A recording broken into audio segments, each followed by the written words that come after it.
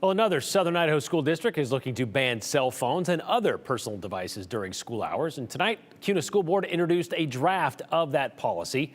So let's bring in Abby Davis. And Abby, the district is still finalizing the details. This was kind of just to introduce it, correct? Right, Brian. They're gathering feedback right now, and some students agree a policy is a good idea, but they hope the district ends up with something a bit more flexible than what's currently written.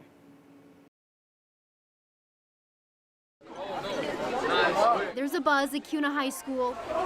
It seems like we're one of the last ones to not implement anything. As students wait to hear whether they'll be able to use their phones and other personal devices during school. I know a lot of people, they were trying to get a petition to go around to not ban phones. Sarah Walker and Max Lowe are seniors. I think some people it's a huge deal to them because they're on their phones a lot, and then I think others don't really care very much. I've heard mostly negative things about it. Understand this is a living document. It is not the Ten Commandments. It's not set in stone. The board read the district's proposed personal device policy for the first time during its meeting Tuesday. And then down where it says exceptions, good, that right there. I think we need to take 2 out.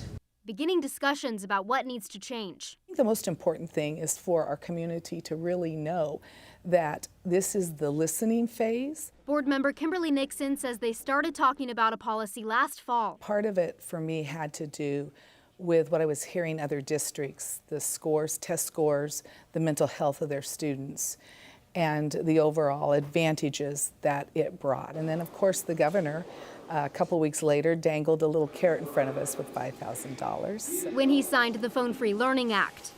The act gives districts money if they implement a cell phone policy. As it's written right now, Kuna would ban phones bell to bell. Parents would contact their kids through front offices. So I think that some sort of a policy would be good, but I also think that it shouldn't be a blanket policy. It could be good because I think it could get a lot of people to do their work more and stop procrastinating, but be able to check your phone and stuff during passing periods or at lunch. There's lots of input to get and details to iron out, so the board hasn't said when a policy could start. Some of those details include whether there should be different rules for elementary, middle school, and high school, and if they should expand it to include teachers. Brian? Well, Abby, I know we've talked about these other districts doing similar cell phone bans. Parents have expressed concern about contacting their students in school. Yeah, well, the board member I spoke to said that is a very valid concern and something that they are looking at.